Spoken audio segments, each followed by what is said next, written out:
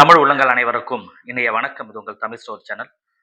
மிக முக்கியமா நிறைய மாணவர்கள் இருக்கிற பிரச்சனை அப்படின்னு சொல்லி பார்க்கும்போது, ரிவிஷன் பண்ணும்பொழுது என்ன மாதிரி நம்ம ரிவிஷன் பண்ணணும் அப்படின்றது தெரியாதது தான். ஸோ மதிப்பு நமக்கு குறையுதுன்னு சொன்னா அதுக்கு நிறைய காரணங்கள் உண்டு. சரிங்களா?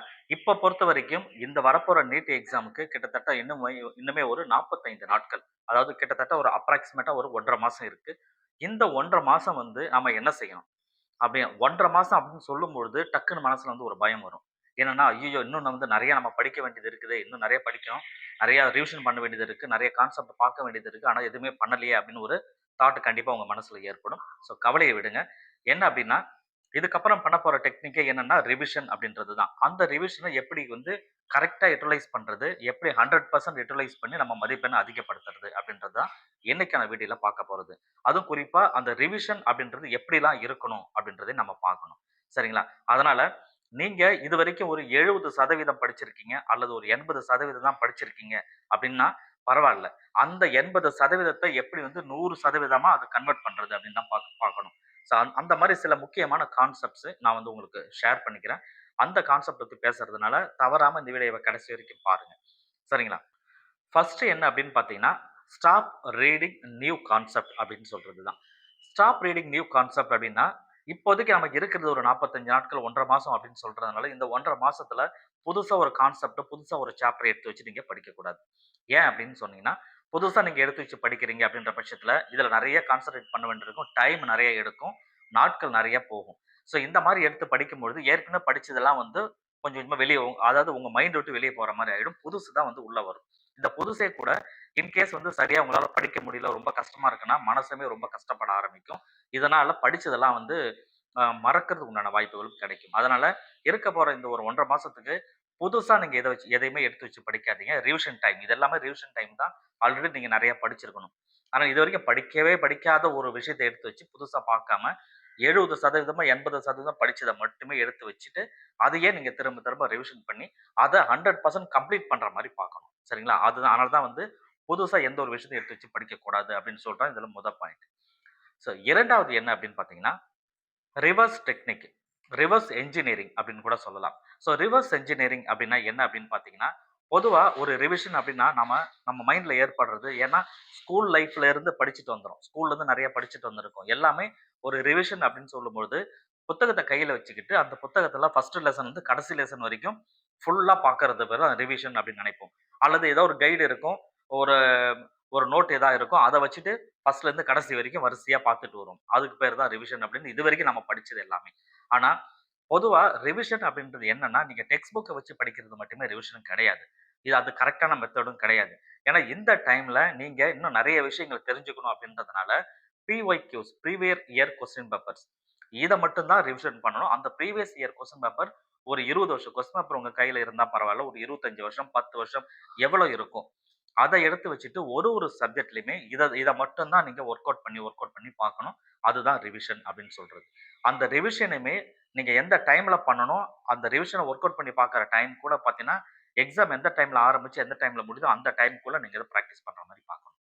சரிங்களா? அதனால இதுதான் வந்து ரிவர்ஸ் என்ஜினியரிங் அப்படின்னு சொல்றது. நீங்க புத்தகத்த படிக்காம எம்சிக்யூஸ ஃபாலோ பண்ணணும். அதாவது குறிப்பா பிஒய்க்யூஸ ஃபாலோ பண்ணி அத நீங்க சால்வ் பண்றது. அதுல தவறுகள் இருக்கிற பட்சத்துல புத்தகத்த வெரிஃபை பண்ணி சரி பண்றது. ஸோ இந்த டெக்னிக்க மறக்காம ஃபாலோ பண்ணுங்க. 3 என்ன அப்படின்னு பார்த்தீங்கன்னா, பயாலஜிக்கல் கிளாக் அப்படின்னு சொல்றது. பயாலஜிக்கல் கிளாக் அப்படின்றது ஒண்ணுமே இல்ல. நான் ஏற்கனவே சொன்ன மாரி தான்.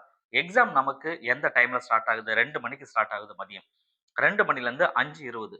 ஸோ 5 மணி வரைக்கும் நீங்க டைம் எடுத்துட்டா கூட, அப்ப நீங்க பண்ற பிராக்டிஸ், நீங்க பண்ற எம்சிக்யூஸ், நீங்க பண்ற பிஒய்க்யூஸ் எல்லாமே வந்து இந்த டைம்ல அதிகமா ஃபாலோ பண்ணணும். அதிகமா படிக்கணும். பிராக்டிஸ் பண்ணி எழுதுறது எல்லாமே இந்த டைம் தான் ஃபாலோ பண்ணணும். எதனால அப்டின்னா, மைண்ட் வந்து அந்த மனநிலைய மாத்தும். நீங்க வந்து ஏன்னா பொதுவா வந்து நார்மலா இந்த டைம் வந்து தூங்குவாங்க. காலையிலேருந்து சாயந்தரம் வரைக்கும் படிப்பாங்க. நைட் லேட்டா படுத்திருப்பீங்க. காலையில சீக்கிரம் எழுந்திரிச்சிருப்பீங்க. நெறைய படிச்சிருப்பீங்க. ஸோ மைண்ட் வந்து கொஞ்சம் ஒரு அந்த டயர்ட்னஸ்ல இருக்கும். அதனால என்ன பண்ணுவாங்க, டயர்ட்னஸ்ல இருக்கும்போது கண்டிப்பா மதியத்துக்கு மேல ஒரு 2 மணிக்கு மேல சாப்பிட்டுக்கிட்டு தூங்க ஆரம்பிப்போம். கரெக்ட்டுங்களா? ஆனா, நமக்கு எக்ஸாமே அந்த டைம்ல தான் வைக்கிறாங்க. அப்படிங்கும்போது பிராக்டிஸே நீங்க எந்த டைம்ல பண்ணணும், அந்த டெஸ்ட் எழுதுற டைம்ன்றத நீங்க மாத்தணும்.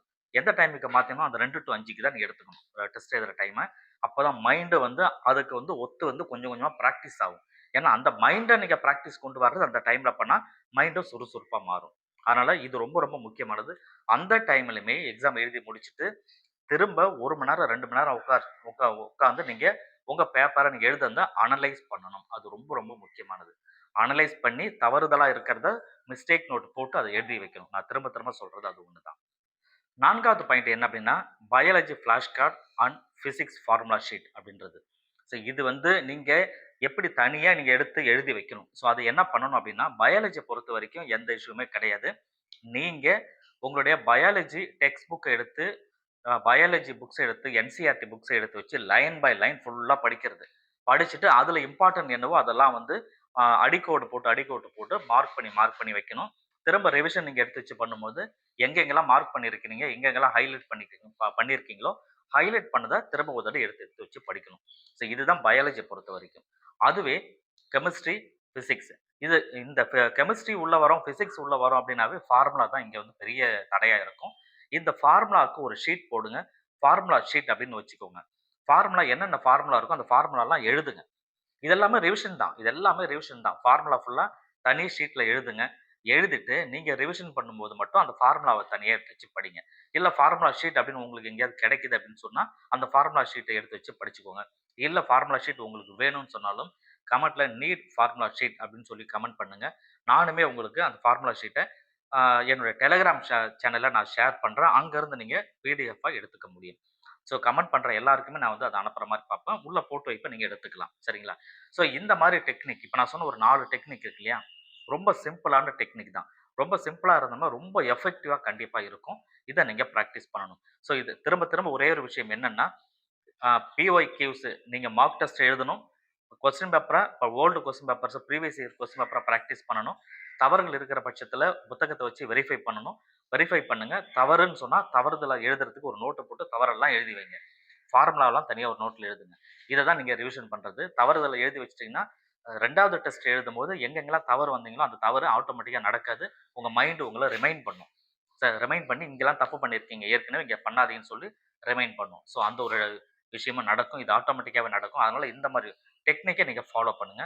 ரொம்பவே ஹெல்ப்ஃபுல்லா இருக்கும். நிச்சயமா இந்த மாரி பண்ணும்போது ஒரு 600 பிளஸ் நிச்சயமா எடுக்க முடியும் உங்களால. இதுக்கப்புறம் புது கான்செப்ட் எடுத்து வச்சு படிக்காம, பழசையே கரெக்ட்டா யுட்டிலைஸ் பண்றதுக்கு உண்டான முயற்சிகள எடுங்க. Thank you.